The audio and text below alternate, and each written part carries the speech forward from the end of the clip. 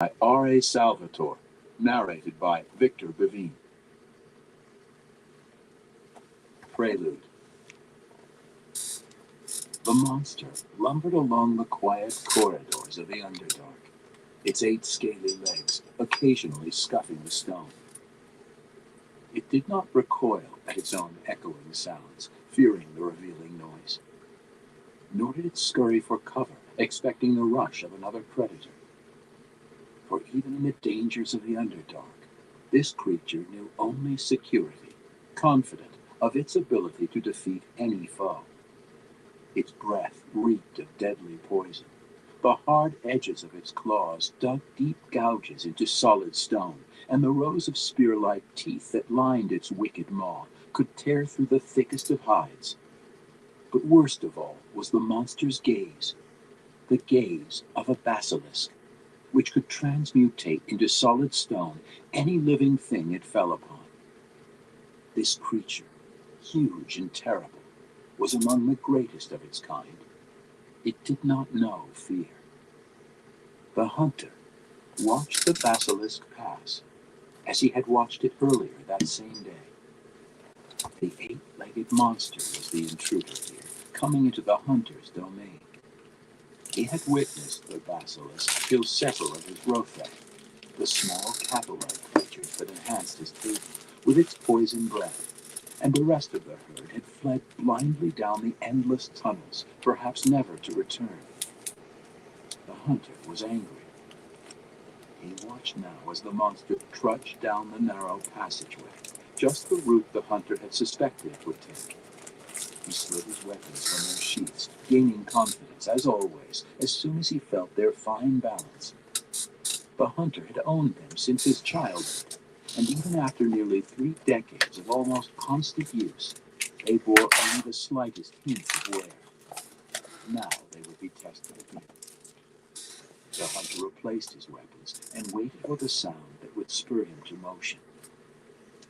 A throaty growl stopped the basilisk in its tracks. The monster peered ahead curiously, though its poor eyes could distinguish little beyond a few feet. Again came the growl, and the basilisk hunched down, waiting for the challenger, its next victim, to spring out and die. Far behind, the hunter came out of his cubby, running impossibly fast along the tiny cracks and spurs in the corridor walls. In his magical cloak, his Pawafwi, he was invisible against the stone, and with his agile and practiced movements, he made not a sound. He came impossibly silent, impossibly fast. The growl issued again from ahead of the basilisk, but had not come any closer. The impatient monster shuffled forward, anxious to get on with the killing. When the basilisk crossed under a low archway, an impenetrable globe of absolute darkness enveloped its head, and the monster stopped suddenly and took a step back, as the hunter knew it would. The hunter was upon it then. He leaped from the passage wall, executing 3 separate actions before he ever reached his mark. First, he cast a simple spell, which lined the basilisk's head in glowing blue and purple flames. Next, he pulled his hood down over his face, for he did not need his eyes in battle, and against the basilisk, a stray gaze could only bring him doom.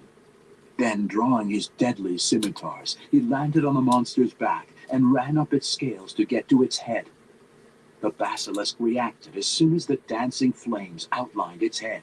They did not burn, but their outline made the monster an easy target. The basilisk spun back, but before its head had turned halfway, the first scimitar had dived into one of its eyes. The creature reared and thrashed, trying to get at the hunter. It breathed its noxious fumes and whipped its head about. The hunter was the faster. He kept behind the maw, out of death's way. His second scimitar found the basilisk's other eye. Then the hunter unleashed his fury. The basilisk was the intruder. It had killed his Rothae. Blow after savage blow bashed into the monster's armored head, flecked off scales, and dived for the flesh beneath. The basilisk understood its peril, but still believed that it would win. It had always won, if it could only get its poisonous breath in line with the furious hunter. The second foe, the growling, feline foe, was upon the basilisk then, having sprung toward the flame-lined maw without fear. The great cat latched on and took no notice of the poisonous fumes, for it was a magical beast, impervious to such attacks. Panther claws dug deep lines into the basilisk's gums, letting the monster drink of its own blood. Behind the huge head, the hunter struck again and again, 100 times and more. Savagely, viciously, the scimitars slammed through the scaly armor, through the flesh, and through the skull, battering the basilisk down into the blackness of death. Long after the monster lay still, the pounding of the bloodied scimitars slowed. The hunter removed his hood and inspected the broken pile of gore at his feet and the hot stains of blood on his blades. He raised the dripping scimitars into the air and proclaimed his victory with a scream of primal exultation. He was the hunter, and this was his home. When he had thrown all of his rage out in that scream, though, the hunter looked upon his companion and was ashamed. The panther's saucer eyes judged him, even if the panther did not. The cat was the hunter's only link to the past, to the civilized existence the hunter once had known. "Come, Guinevere," he whispered, as he slid the scimitars back into their sheaths. He reveled in the sound of the words as he spoke them. It was the only voice he had heard for a decade, but every time he spoke now, the words seemed more false and came to him with difficulty. But would he lose that ability too, as he had lost every other aspect of his former existence? This the hunter. I hope everyone's doing good tonight out there. But without his voice, he could not summon the panther. Let's do a dabbed real quick. And then truly would be alone. Down the quiet corridors of the Underdark went the hunter and his cat, making not a sound, disturbing no rubble. Together, they had come to know the dangers of this hushed world. Together they Let's had come to survive. this nectar collector. Despite the victory, though, the hunter wore no smile this day. He feared no foes, but was no longer certain whether his courage came from confidence or from apathy about living. Perhaps survival was not enough. Part 1. 1 second. The Hunter. I remember vividly the day I walked away from the city of my birth, the city of my people. All the Underdark lay before me, with adventure and excitement, with possibilities that lifted my heart. More than that, though, I left Menzo Baranzan with the belief that I could now live my life in accordance with my principles. I had Guinevere at my side, and my scimitars dealt with my lives. My future was my own to determine. But that drowned. The young Drizzt Do'Urden who walked out of Menzo Baranzan on that fated day, barely into my 4th decade of life, could not begin to understand the truth of time, of how its passage seemed to slug when the moments were not shared with others. In my youthful exuberance, I looked forward to several centuries of life. How do you measure centuries when a single hour seems a day and a single day seems a year? Beyond the cities of the Underdark, there is food for those who know how to find it, and safety for those who know how to hide. More than anything else, though, beyond the teeming cities of the Underdark, there is solitude. As I became a creature of the empty tunnels, survival became easier and more difficult all at once. I gained in the physical skills and experience necessary to live on. I could defeat almost anything that wandered into my chosen domain, and those few monsters that I could not defeat, I could surely flee or hide. It did not take me long to discover one monster that I could neither defeat nor flee. It followed me wherever I went. Indeed, the farther I went, the more it closed in around me. My enemy was solitude, the interminable, incessant silence of hushed corridors. Looking back on it these many years later, I find myself amazed and appalled at the changes I endured under such an existence. The very identity of every reasoning being is defined by the language, the communication between that being and others around it. Without that link, I was lost. When I left Menzoberranzan, I determined that my life would be based on principles, my strength adhering to unbending beliefs. Yet after only a few months alone in the Underdark, the only purpose for my survival was my survival. I had become a creature of instinct, calculating and cunning, but not thinking, not using my mind for anything more than directing the newest kill. Guinevere saved me, I believe. The same companion that had pulled me from certain death in the clutches of monsters unnumbered rescued me from a death of emptiness. Less dramatic, perhaps, but no less fatal. I found myself living for those moments when the cat could walk by my side, when I had another living creature to hear my words, strange though they had become. And to every other value, Guinevere became my time clock. For I knew that the cat could come forth from the astral plane for a half day every other day. Only after my ordeal had ended did I realize how critical that 1/4 of my time actually was. Without Guinevere, I would not have found the resolve to continue. I would never have maintained the strength to survive. Even when Guinevere stood beside me, I found myself growing more and more ambivalent toward the fighting. I was secretly hoping that some denizen of the Underdark would prove stronger than I. Could the pain of tooth or talon be greater than the emptiness and the silence? I think not. Drizzt Do'Urden. 1. Anniversary present. Matron Malice Do'Urden shifted uneasily on the stone throne in the small and darkened anteroom to the great chapel of House Do'Urden. To the Dark Elves, who measured time's passage in decades, this Hey, was a just day to be chilling. How marked you in the doing, annals bro? of Malice's house. The 10th anniversary of the ongoing covert conflict Hope you're doing between well. the Do'Urden family and House Hannek.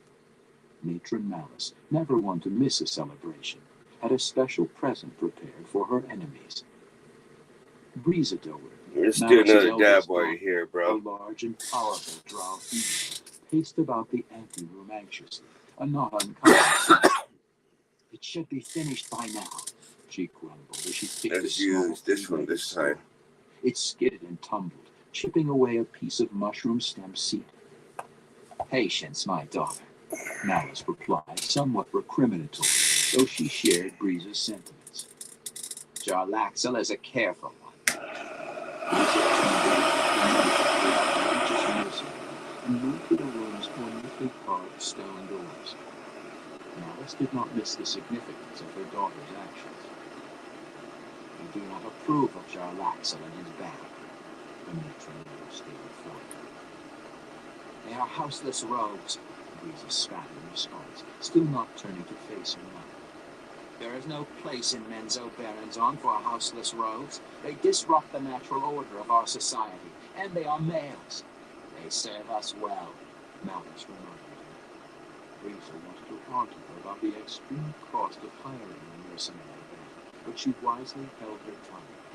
She and Malice had been at odds almost continually since the start of the Do'Urden-Hannek War. Without breaking the earth, we could not take action against our enemies, Malice continued. Using the mercenaries, the houseless rogues as you have named them, allows us to wage war without implicating our house as the perpetrator. And why not be done with it? Breeza demanded. How's your night going? Just chilling. We kill a few of Hanet's soldiers, they kill a few of ours, and all the while both houses continue to recruit replacements. It will not end. The only winners in the conflict are the mercenaries of Breaking the Earth, and whatever band matron Sinefe Hanet feeding off the coffers of both houses. Watch your tone, my daughter, Malice growled as an angry reminder. You are addressing a matron mother. We should have attacked House Hannek on the nights Aknafane was separated. She dared to grumble. You have no options of your youngest brother on that night, Malice replied evenly. But the matron mother was wrong. If she lived 20 more years, Louisa would not forget Drizzt on the night he had forsaken his Oh, that's a good one. trained by Zachnafane, Malice's favorite lover and reputedly the funniest weapon master in all of Menzo Baronzon. Drizzt had achieved a level of fighting ability far beyond the Drow North. But Zac had also given Drizzt the troublesome and blasphemous attitudes that Lolth, the Spider Queen deity of the Dark Elves, would highlight. Finally, Drizzt's sacrilegious ways had invoked Lolth's wrath, and the Spider Queen, in turn, had demanded his death. Matron Malice, impressed by Drizzt's potential as a warrior, had acted boldly on Drizzt's behalf, and had given Zacnafane's heart to Lolth to compensate for Drizzt's sins. People gave Drizzt in the hope that without Zacnafane's influences, he would amend his ways and replace the deposed weapon master. In return, though, the ungrateful Drizzt had betrayed them all, had run off into the Underdark, an act that not only had robbed Doerden of its only potential master, but also had placed Matron Malice and the rest of the Doerden family out of Lolth's favor. In the disastrous end of all their efforts, House Doerden had lost its premier weapon master, the favor of Lolth, and its would-be weapon master. It had not been a good day. Luckily, House Hunnet had suffered similar woes on that same day, losing both its wizards in a botched attempt to assassinate Drizzt.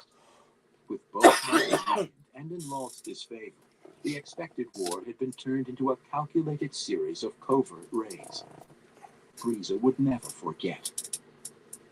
A knock on the anteroom door startled Frieza and her mother from their private memories of that fateful time. The door swung open, and Demon, the elder boy of the house, walked in. "Greetings, Matron Mother," he said in an appropriate manner and dipping into a low bow. Demon wanted his news to be a surprise, but the grin that found its way onto his face was everything. "Exile has returned," Malice snarled in glee. Demon turned toward the open door, and the mercenary, waiting patiently in the corridor, strode in. Frieza, ever amazed at the rogue's unusual mannerisms, shook her head as Jarlaxle walked past her. Nearly every dark elf in Menzo Baronzon dressed in a quiet and practical manner, in robes adorned with the symbols of the Spider Queen, or in supple chain-link armor under the folds of a magical and camouflaging Pewafwi cloak. Jarlaxle, arrogant and brash, followed few of the customs of Menzo Baronzon's inhabitants. He was most certainly not Hey, the norm Grandpa, of how you Drow doing, society, old and timer? he flaunted the differences openly, brazenly. Surprised you up this He wore late. not a cloak, nor a Isn't robe, it past your but a bedtime? shimmering cape that showed every color of the spectrum, both in the glow of light Definitely and in the appreciate infrared you stopping spectrum of by, heat bro. sensing eyes. The cape's magic could only be guessed, but those closest to the mercenary leader indicated that it was very valuable indeed. Since you're here, let's do a dab. That his slender and tightly muscled stomach was open for all to view. He kept a patch over one eye, though careful observers would understand it as ornamental, for Jarlaxle often shifted it from one eye to the other. "My dear What Breeze," game you playing, Grandpa? Jarlaxle said over his shoulder, noting the High Priestess's disdainful interest in his appearance. He spun about and bowed low, sweeping off the wide-brimmed hat. Another oddity, and even more so since the hat was overly plumed in the monstrous feathers of Diaphra, a gigantic underdog bird, as he stood. Frieza huffed and turned away at the mercenary's dripping head.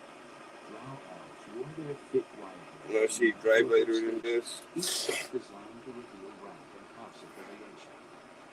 Jarlaxle the rogue wore no hair at all, and from Breeze's end, his clean-shaven head appeared as a ball of pressed arms. Jarlaxle laughed quietly at the continuing disapproval of the eldest Doerden daughter, and turned back toward Matron Malice, his ample jewelry tinkling, and his hard and shiny boots. Oh, shit. Hell yeah. Anything new on Neverwinter? For she knew that those boots and that jewelry only seemed to make noise when Jarlaxle wished them to do so. "Is it done?" Matron Malice asked, before the mercenary could even begin to offer a proper greeting. "My dear Matron Malice," Jarlaxle replied with a pained sigh, knowing that he could get away with the informalities in light of his grand news. Did you doubt me? Surely I am wounded to my heart. Malice leaped from her throne, her fist clenched in victory. Dupree Hunnet is dead. The first noble victim of the war. You forget the son, Hunnet, remarked Breeza, slain by Grid 10 years ago. And Zachnafane Doerden, Breeza had to add. Hell yeah, Grandpa. Definitely appreciate it, brother. Zachnafane was not noble by birth, Malice sneered at her impertinent daughter. Breeze's words stung Malice nonetheless. Malice had decided to sacrifice Zachnafane in against Breeze's recommendation.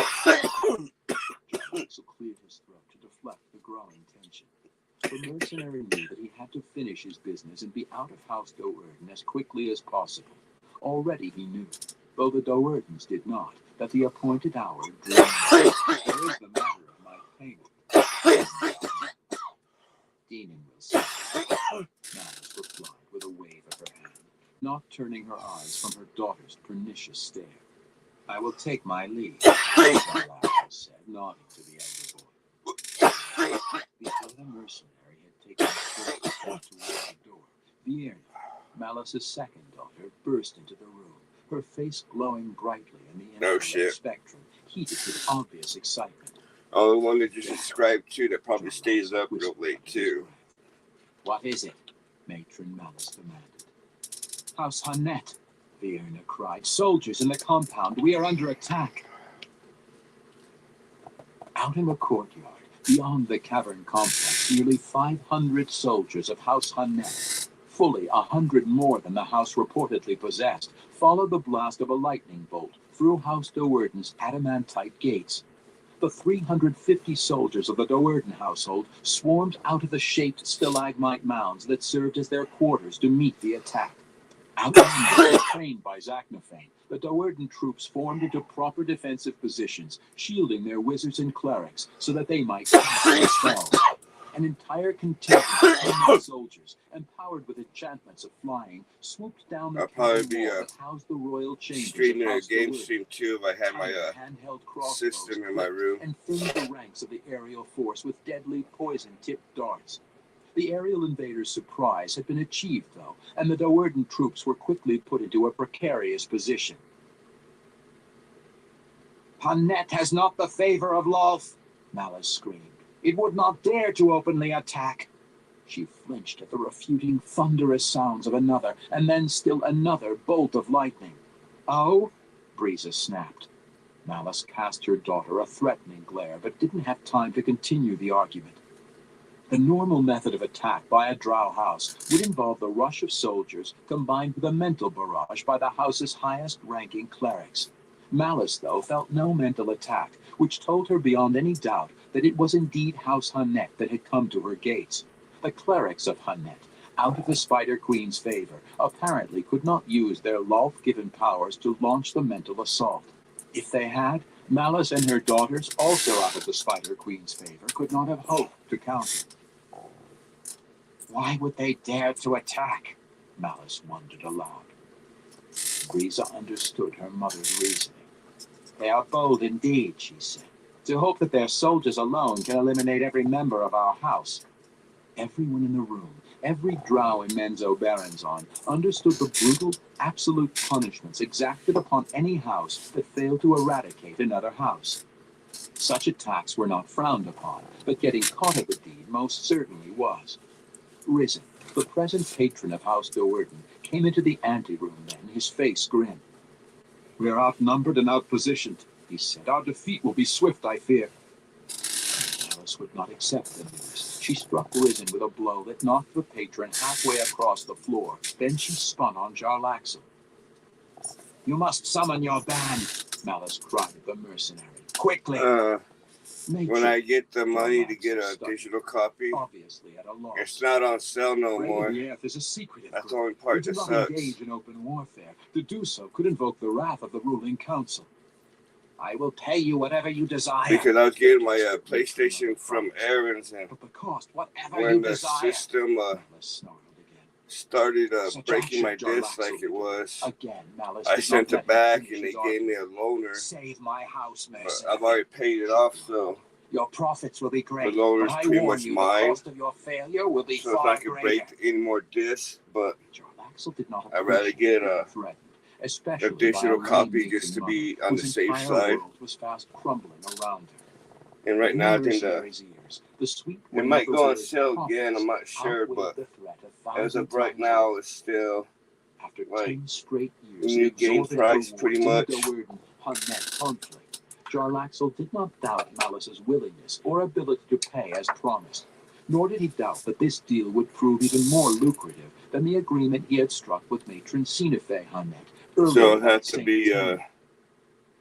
As you wish, he said to Matron Malice with a bow and a sweep of his garish hat. I will see what I can do. A it wink had of to be demon set whenever I the get elder the boy extra under money spears as now, he exited the room. which kind of When the two sucks. got out on the balcony overlooking the Dowerden compound, they saw that the situation was even more desperate than Risen had described.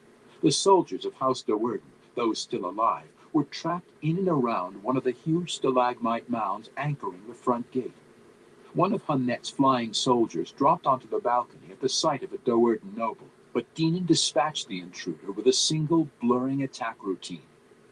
Well done, Jarlaxle commented, giving Deenan an approving nod. He moved to pat the elder boy Dowerden on the shoulder, but Deenan slipped out of reach. We have other business, he pointedly reminded Hell yeah, Jarlaxle. Grandpa. Call your troops in quickly, Definitely else I appreciate fear you that stopping House by. Hunnet will win the day. Be at ease, my friend Deenan. Jarlaxle laughed. He pulled a small whistle from around his neck and blew into it. Deenan heard not a sound, for the instrument was magically tuned exclusively for the ears of members of Breaking the Earth. The elder boy Dowerden watched in amazement as Jarlaxle calmly puffed out a specific cadence. Then he watched in even greater amazement as more than 100 of House Hunnet soldiers turned against their comrades. Breaking the Earth was only to Breaking the Earth. They could not attack us, Malice said stubbornly, pacing about the chamber. The Spider Queen would not aid them in their venture. They are winning without the Spider Queen's aid, Risen reminded her, prudently ducking into the room's farthest corner, even as he spoke the unwanted words. Hell yeah, You said that Grandpa. they would never attack. Definitely appreciate Risen it. growled at her mother, even as you explained why we could not dare to attack Oh, them. not much. Just chilling, just that conversation vividly. chilling. It was she who had suggested About the to do open another attack on dab. House Hunnet. Check Malice had out scolded my her harshly in public, my and dabbers now for Risen whenever I to have return a the dab humiliation. rig. Her voice dripped of angry sarcasm as she aimed each word at her mother. Could it be that Matron Malice Dowerden has erred? Malice's reply came in the form of a glare that wavered somewhere between rage and terror. Brisa returned the threatening look without ambiguity, and suddenly the matron mother of House Dowerden did not feel so very invincible and sure of her actions. She started forward nervously a moment later when Maya, the youngest of the Dowerden daughters, entered the room. They have breached the house, Brisa cried, assuming the worst. She grabbed at her snake-headed whip. And we have not even begun our preparation for defense. No, Maya quickly corrected. No enemies have crossed the balcony. The battle has turned against House Hunnet. As I knew it would. Yeah, I got these. We got them in. Speaking pointedly at Brisa. When me and my brother we're still working at the smoke shop we worked at. Despite her proclamation, I ended up getting these because actually came single in like a pack. Her reasoning And look, this even has like right around your neck. But they came in single packs, and when they got them in, I grabbed one of each. And used his innate drow abilities to levitate down to the cavern floor. Seeing no need to involve himself in the battle that was obviously under control, Deenan rested back and watched the mercenary go, considering all that had just transpired.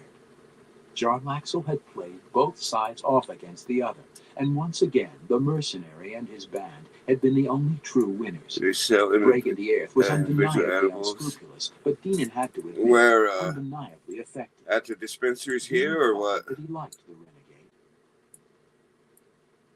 The accusation has been properly delivered to Matron Behenry, Because most of the dispensaries around here, pretty much all the dispensaries around here have some type of edible. Its steady climb, marking the dawn of the next day. Oh yeah, most of expected the visit. Breezer replied. Pretty much all the dispensaries around here sell some type of edible, and of how House from the chocolates the invaders to of House gummies. Malice futilely tried to hide her vain Different smile. types of drinks, because they got iced coffee, they got that she knew would be lavished carbonated upon drinks, they got the ruling syrups, council will be convened they this got very day.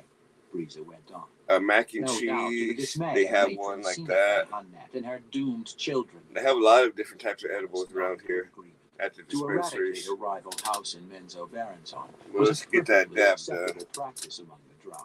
Use this But one to this fail in the time. attempt to leave even one witness of noble blood alive to make an accusation, invited the judgment. Yeah, of it the actually ruling at one of the council, a wrath that dispensaries, brought absolute destruction they had to a its mac wake. and cheese, like an instant mac and Enough cheese. turned You them just back add water toward and the whatnot. room's ornate door.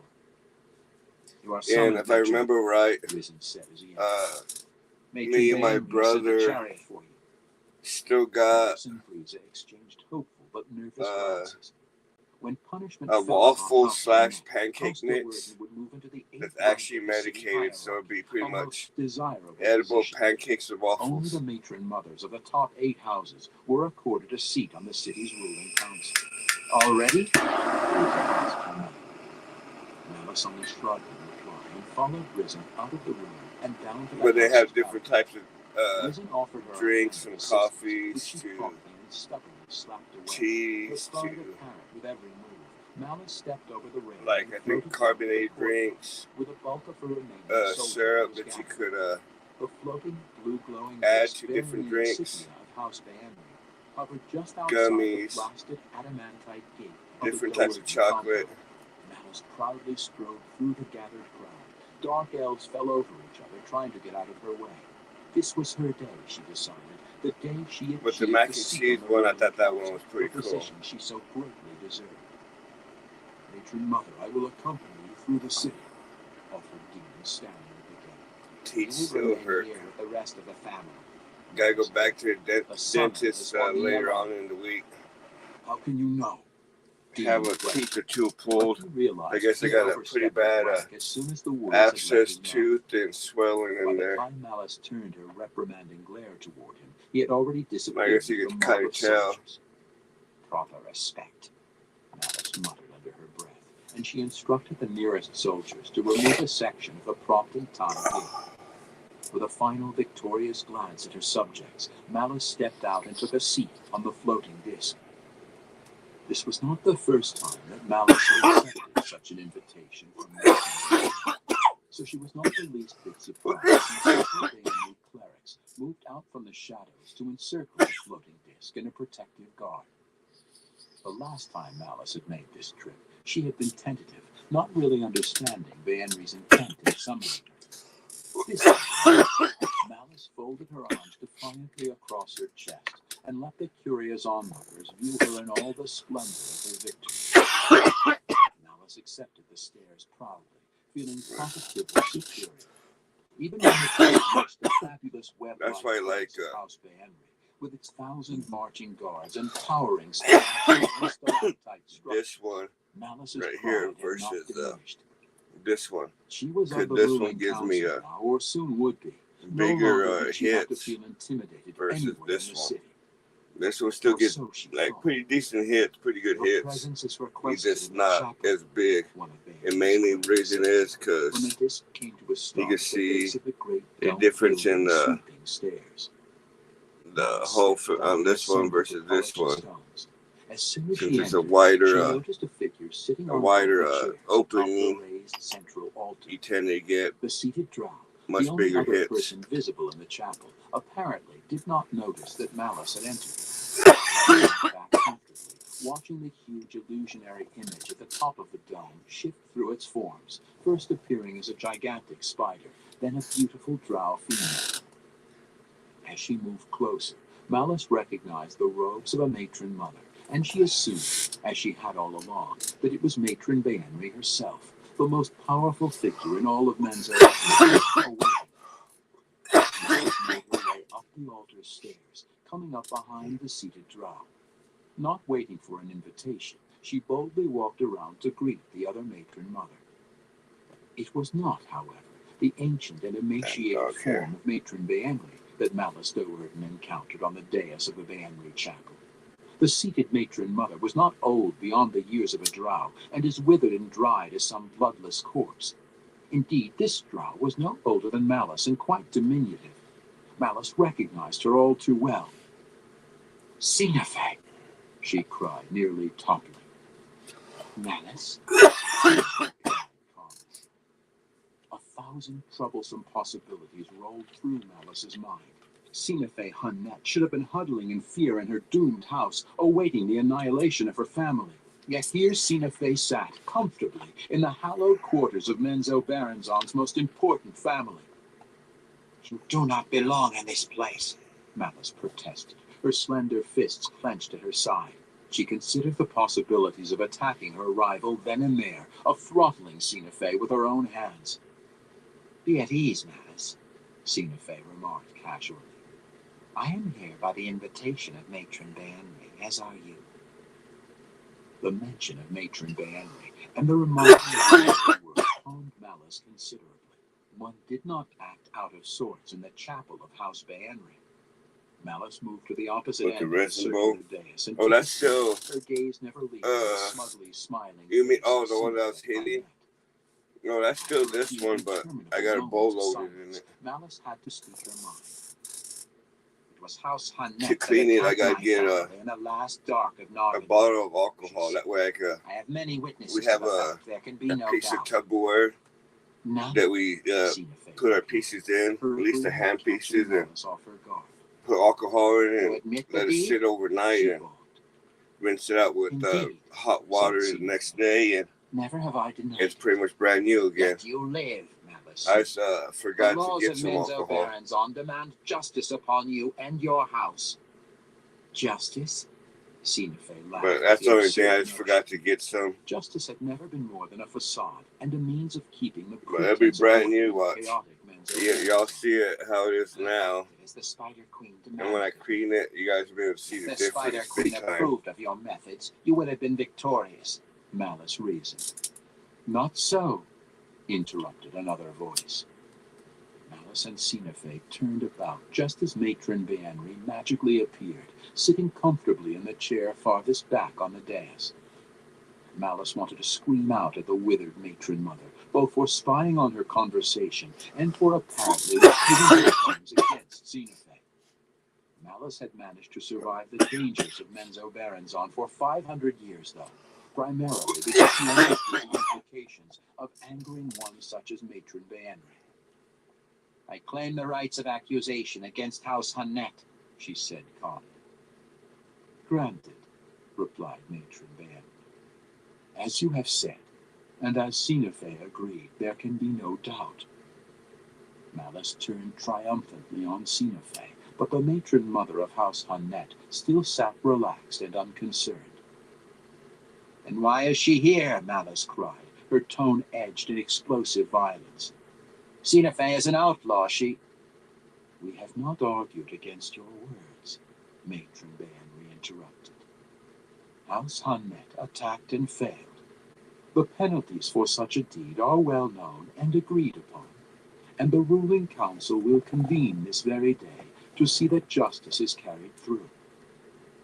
"And why is Sinafe here?" Malice demanded. Oh yeah, The wisdom we've definitely watched that one a couple times. Sinafe asked Malice, trying to keep a chuckle under her That and You were defeated. Young Guns 1 and 2. That alone should provide your answer.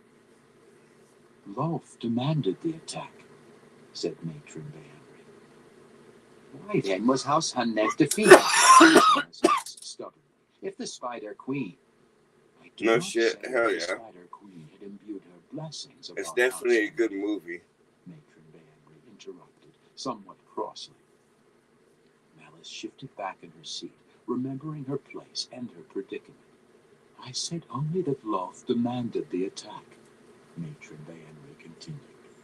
"For 10 years, all of Menzo Baranzon has suffered the spectacle of your private war. The intrigue so that's a very good one. Wore away long ago, let me assure you both. It had to be decided. But that's a very good one, relax and have a couple drinks on. Rising from her seat. House Doerton has proven victorious, and I claim the rights of accusation against Sina Honnet and her family. I can't have any type of alcohol there is more to this because of the abscess tooth I have. Because how bad the infection is, I guess, and the swelling and whatnot. It is done, Matron Behenry said to her. They got me on 2 different antibiotics, and House Honnet will I guess one of them actually told me when I picked it up to specifically not to drink any type of alcohol at all, because I guess one of the antibiotics they had me on, if I drink alcohol, it's gonna make me pretty much projectile vomit. When will punishment be exacted? It is already done, Matron Behenry replied mysteriously. Sina Fey lives, Malice cried. No, the withered matron mother corrected. She who was Sina Fey Honnet lives. Now Malice was beginning to understand. House Behenry had always been opportunistic. Could it be that Matron Behenry was stealing the high priestesses of House Honnet to add to her own collection? You will shelter her? Malice dared to ask. Even we don't say anything about dabbing it up. Replied even. That task will fall to you. Malice's eyes went wide. Of all the many duties she had ever been appointed in her days as a high priestess of Loth, she could think of none more distasteful. I'll do another dab here in a little bit too. Give her shelter. She is your daughter. Yeah, they just smoke, drink, smoke opium, but and a wry smile they don't do no ganja on it. Returned from travels to Chetna. Makes you wonder if it was even known or around at that time. Because they're doing all them other type of drugs, like the opium and the cough syrup, them smoking that opium jams. Remembering some of the strange consequences of the endless life. All the morphine that was around. He figured there wouldn't be some bud around, or even known about, if it wasn't just like what we call it, weed. Just like a random weed just growing out there. House Honnet must be destroyed. I've always wondered about that. And all of the nobles of House Honnet must be slaughtered. It is, after all, the civilized thing to do. She paused a moment to ensure that Malice was fully comprehending the meaning of her next statement. They must appear, at least, to be slaughtered. And you will arrange this? Malice asked. I already have, Matron Behenry assured her. But what is the purpose? When House Honnet initiated its attack against you, did you call upon the Spider Queen in your struggles? Matron Behenry asked bluntly. The question startled Malice, and the expected answer upset her more than a little. And when House Honnet was repelled, Matron Behenry went on coldly, did you give praise to the Spider Queen? Did you call upon a handmaiden of Loth in your moment of victory, Malice Doerton? Am I on trial here? Malice cried. You know the answer, Matron Behenry. She looked at Sina uncomfortably as she replied, fearing that she might be giving some valued information away. You're aware of my situation concerning the Spider Queen. I dare not summon a Yochlol until I have seen some sign that I have regained Loth's favor. And you have seen no sign? Sina Fey remarked. None other than the defeat of my rival, Malice growled back at her. That was not a sign from the Spider Queen, Matron Behenry assured them both. Loth did not involve herself in your struggles. She only demanded that they be finished. Is she pleased at the outcome? Malice asked bluntly. That is yet to be determined, replied Matron Behenry. Many years ago, Love made clear her desires that Malice Do'Urden should be the ruling council, beginning with the next light of Narvendale. It shall be so. Malice's chin rose with pride. But understand your dilemma, Matron Banbury scolded her, rising up out of her chair. Malice slumped back immediately. You have lost more than half of your soldiers, Banbury explained, and you do not have a large family surrounding and supporting you. You rule the 8th house of the city, yet it is known by all that you are not in the Spider Queen's favor. How long do you believe House Do'Urden will hold its position? Your seat on the ruling council is in jeopardy even before you have assumed it. Malice could not refute the ancient matron's logic. They both knew the ways of Menzoberranzan. With House Do'Urden so obviously crippled, some lesser house would soon take advantage of the opportunity to better its station. The attack by House Hunnet would not be the last battle fought in the Do'Urden compound. So I give to you Sinafe Hunnet, Shinena Do'Urden, a new daughter, a new high priestess, said Matron Banbury. She turned then to Sinafe to continue her explanation. But Malice found herself suddenly distracted as a voice called out to her in her thoughts, a telepathic message. Keep her only as long as you need her, Malice Do'Urden, it said. Malice looked around, guessing the source of the communication. On a previous visit to House Banbury, she had met Matron Banbury's mind flayer, a telepathic beast. The creature was nowhere in sight, but neither had Matron Banbury been when Malice had first entered the chapel. Malice looked around alternately at the remaining empty seats atop the dais, but the stone furniture showed no signs of any occupants. A second telepathic message left her no doubts. You will know when the time is right. And the remaining 50 of House Hunnet's soldiers, Matron Banbury was saying. Do you agree, Matron Malice? Malice looked at Sinafe, an expression that might have been acceptance or wicked irony. I do, she replied. Go then, Shinena Do'Urden, Matron Banbury instructed Sinafe.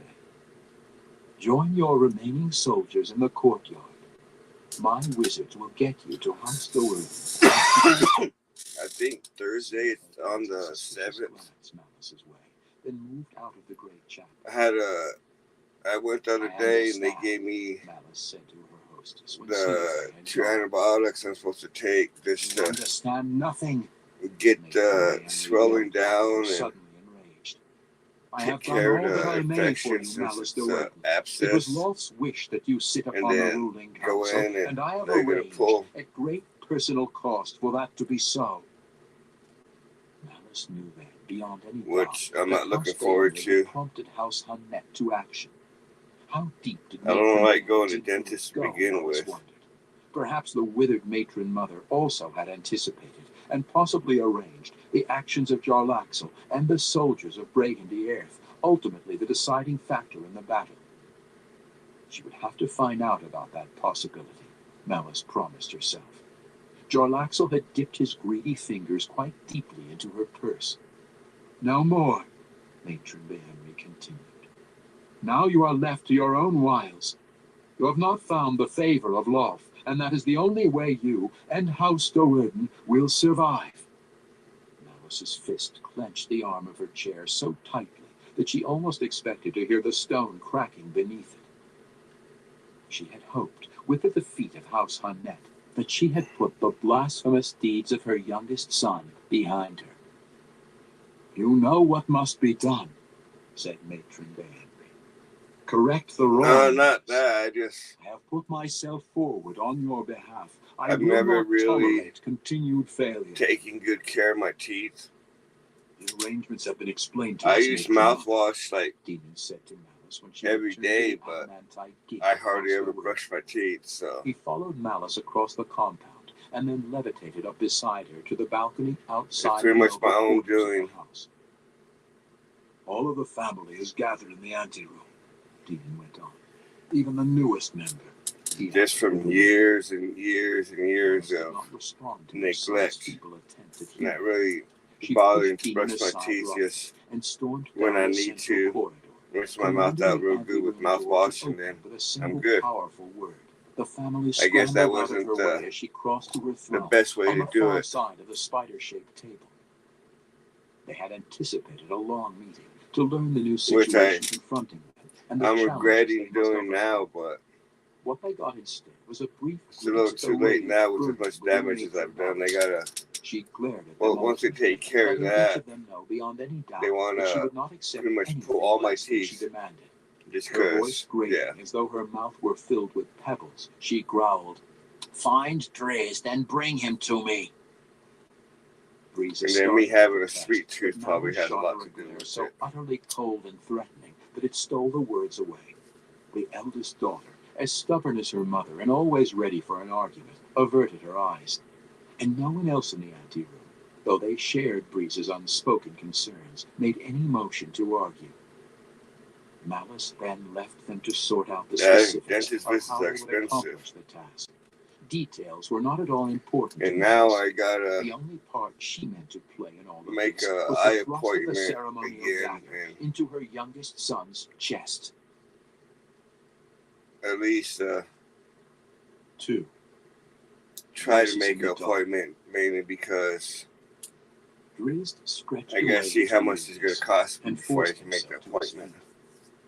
The efforts of his battle against the basilisk the night before, of slipping fully into that primal state so necessary for survival, change the script of my glasses. It's been Yet Drizzt knew a little while. no more rest. And I can already tell the guaranteed difference. food supply had been scattered among the maze of tunnels and had Because to be without retrieved. him, I can't hardly Drizzt see quickly anything. surveyed the small and unremarkable cave that served as his home, ensuring that all was as it should be. And now from His eyes lingered on the wearing them bronze now, statuette I'm still having the He was held by a strain to profound longing see, for which Guinevere's is companionship. giving me headaches now. In his ambush of the basilisk, Drizzt had kept the panther by his side for a long period, nearly the entire night, and Guinevere would need to rest back on the astral plane.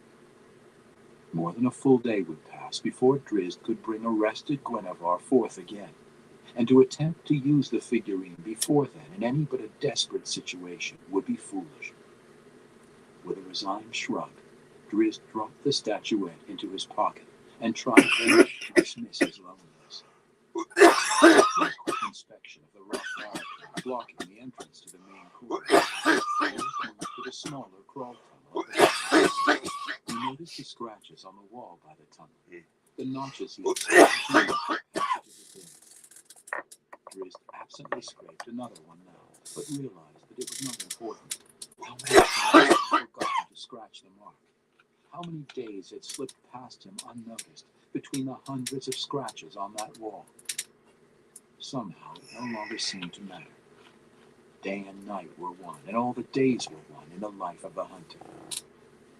Drizzt hauled himself up into the tunnel and for many minutes toward the dim light source at the other end. Though the presence of light, the result of the glow of an unusual type of fungus, normally would have been uncomfortable to a dark elf's eyes, Drizzt felt a sincere sense of security as he crossed through the dark into the long chamber. Its floor was broken into 2 levels, the lower being a moss-filled area crossed by a small stream, and the upper being a grove of towering mushrooms. Drizzt headed for the grove, though he was not normally welcome there. He knew that the Myconids, the fungus men, a weird cross between humanoid and toadstool, were watching him anxiously. The basilisk had come in here in its first travels to the region, and the Myconids had suffered a great loss. Now they were no doubt scared and dangerous, but Drizzt suspected that they knew as well that it was he who had slain the monster. Myconids were not stupid beings. If Drizzt kept his weapons sheathed and made no moves, the fungus men probably would accept his passage through their tended grove. The wall to the upper tier was more than 10 feet high and nearly sheer, but Drizzt scaled it as easily and as quickly as if it had sported a wide and flat staircase. A group of Myconids fanned out around him as he reached the top, some only half Drizzt's height, but most twice as tall as the drow. Drizzt crossed his arms over his chest, a commonly accepted Underdark sign. The fungus men found Drizd's appearance disgusting as he considered them, but they did indeed understand that Drizzt had destroyed the basilisk. For many years the Myconids had lived beside the rogue drow, each protecting the life-filled chamber that served as their mutual sanctuary. An oasis such as this place, with edible plants, a stream full of fish, and a herd of Rothe, was not common in the harsh and empty stone caverns of the Underdark, and predators wandering along the outer tunnels invariably found their way in. Then it was left to the fungus men and to Drizzt to defend their domain. The largest of the Myconids moved forward to stand before the Dark Elf. All depends on the wax. This one's pretty good. Understanding the importance of establishing an acceptance between himself. I don't know. I take about 4 or 5 with my nectar collector, but still, Drizzt tensed his I'm muscles, still smoking my bowl. Spring to the side if things did not I go do as have my tolerance is up there. Cloud of spores. Drizzt studied them in the split second it took them to descend over him. Because so far since I've done since I started, types of spore, I think I've done like dangerous. 5 or 6 dabs. Recognized the hue of this particular cloud then and accepted it wholly. Got about half a bowl loaded. King dead, me king, came the Myconid's thoughts through the telepathic bond inspired by the spore cloud. Definitely, king, Drizzt responded mentally. How he guess you relaxed. Try as it was, lay down and try to get a little bit of sleep. Myconid, replied the fungus man. Agreed. Take a couple more dabs. Grow for Myconid, the fungus man thought again, this time emphatically. Drizzt silently dropped down off the ledge. He had accomplished his mission with the fungoid. Neither he nor the new king had any desire to continue the meeting. Off at a swift pace, Drizzt leaped the 5-foot-wide stream and padded out across the thick moss. The chamber was longer than it was wide, and it rolled back for many yards, turning a slight bend before it reached the larger exit to the twisting net of underground tunnels. Around that bend, Drizzt looked again upon the destruction wreaked by the basilisk. Several half-eaten Rothe lay about. Drizzt would have to dispose of those corpses before their stench attracted even more unwelcome visitors.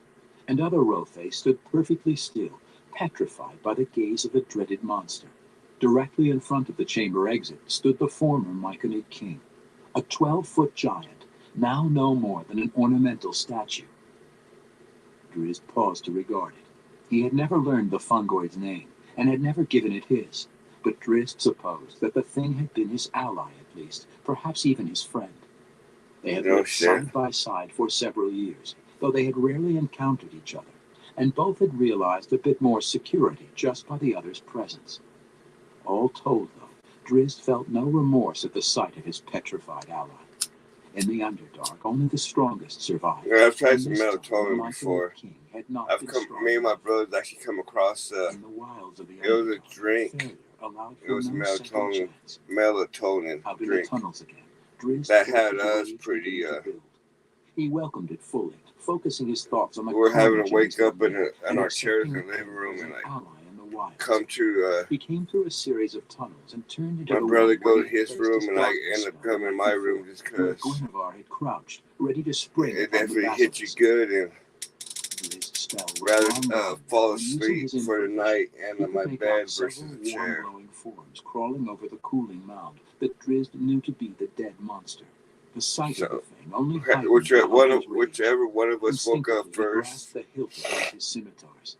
Excuse me. Moved of its own accord, the other one would usually hit the other one to wake him up and hey, several blind rats took flight. I think it's time to go to bed. And then we'll each get up, turn everything off, and go to our separate rooms. He scooped the rat up and dropped it into his pouch. And get our dogs in the rooms too. Could be a tedious process, and the hunter would need to eat. For the remainder of that day and half of the next, the hunter moved out away from his domain. I have our 4 dogs. 2 of them go to my room, and 2 of them go to my brother's room. Allowing him to continue. And one's a big dog in my room, and one's a little dog. And the same thing, my brother has a bigger dog and then a little dog too. The hunter knew he was closing in on a group of his lost beasts. Thankfully, he summoned Guinevere to his side, and with the panthers, they're not really big dogs, so He doesn't take up much room on the bed. Would still be together, but he found only except for when he stretches out and thinks it's his bed. 6 were better than none, though, and Drizzt set Guinevere into motion, herding the Rothe back toward the moss cave. And then another one, pace, knowing that the task he's would be good much to have easier on and cold safer nights with Guinevere because by his side. put him next By the to time you the panther underneath the tired, covers, it had to return to its home and planet. he makes an excellent heater. Stream. He puts off a lot of The heat. drow set out again immediately, this time taking 2 dead rats along for the ride. He called Guinevere again when he was able, and dismissed the panther. Starts hurting again. Then again after that, as the days rolled by without further sign. But the hunter did not surrender his search. Frightened Rothe could cover an incredible amount of ground, and in the maze of twisting tunnels and huge caverns, the hunter knew that many more days could pass before he caught up to the beasts.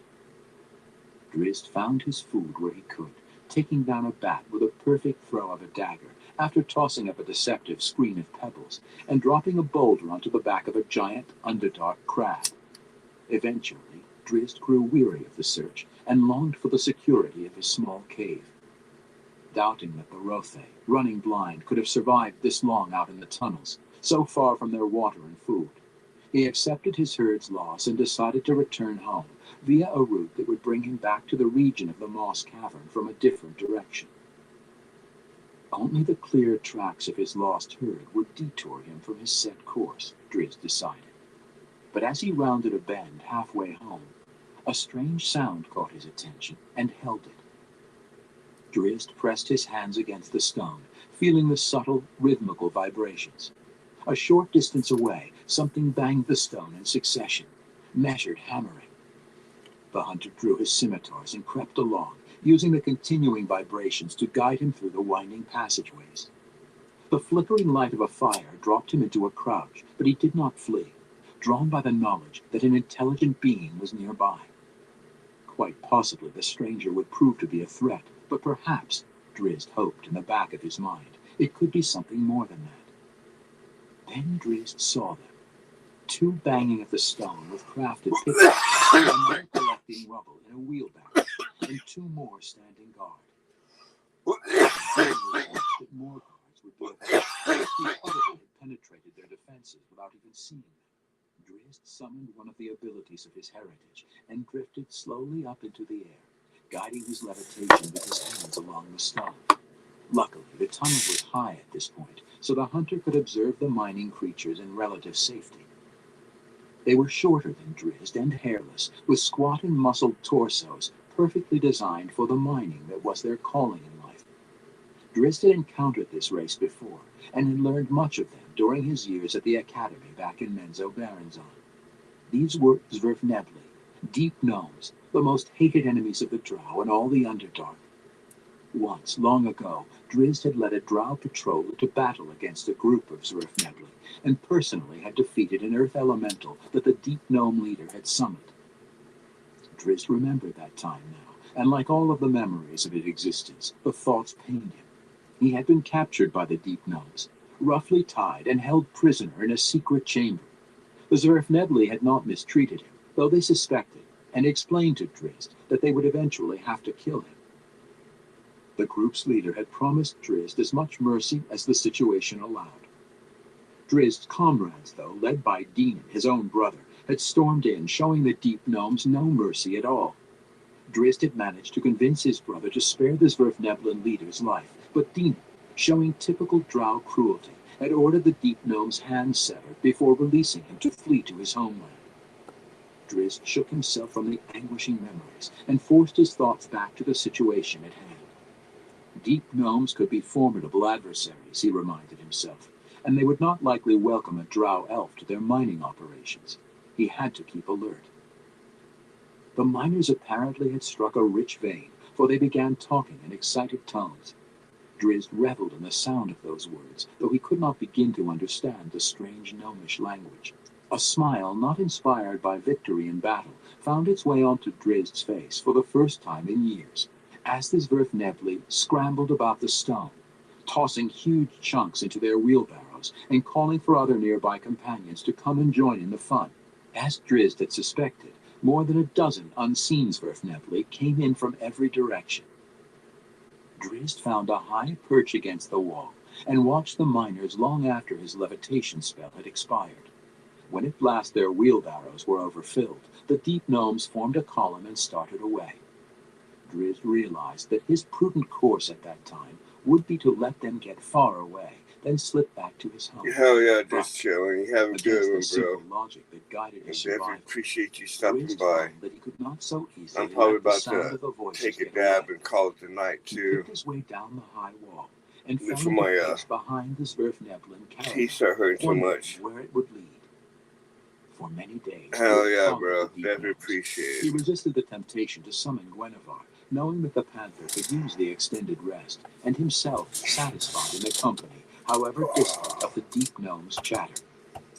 Every instinct warned the hunter against continuing in his actions, but for the first time in a very long time, Drizzt overruled the instincts of his more primal self. He needed to hear the gnomish voices more than he needed the simple necessities of survival. The corridors became more worked, less natural around him, and Drizzt knew that he was approaching the Zwerfneblin homeland. Oh yeah, you have a good night too, bro. Loomed up before him, I'm about to take a dab and then call it the night. He quickened his pace and put the mining caravan in sight, suspecting that the Zwerfnebli would have some cunning trap set about it. This is a new torch and that thing's already going out. At this point, taking care to avoid certain areas. Drizzt carefully mimicked their movements and nodded knowingly as he noticed a loose stone here and a low tripwire there. Then Drizzt ducked back behind an outcrop as new voices joined the sound of the miners. The mining troop had come to a long and wide stairway, ascending between two walls of absolutely sheer and unclimbed stone. To the side of the stair was an opening barely high and wide enough for the wheelbarrows, and Drizzt watched with sincere admiration as the deep gnome miners moved the carts to this opening and fastened the lead one to a chain. A series of taps on the stone sent a signal to an unseen operator, and the chain creaked, drawing the wheelbarrow into the hole. One by one the carts disappeared, and the Zwerfneblin band thinned as well, taking to the stairs as their load lessened. As the two remaining deep gnomes hitched the last cart to the chain and tapped out the signal, Drizzt took a gamble born of desperation. He waited for the deep gnomes to turn their backs and catching it just as it disappeared. Drizzt understood the depth of his foolishness when the last deep gnome, still apparently unaware. Let's pause that to be started up again tomorrow. But I'm gonna call it the end of this life for tonight, everyone. I want to thank everyone for stopping by. Everyone keeps stopping by. Definitely appreciate all y'all's support. Till next time, everyone. Y'all stay safe out there.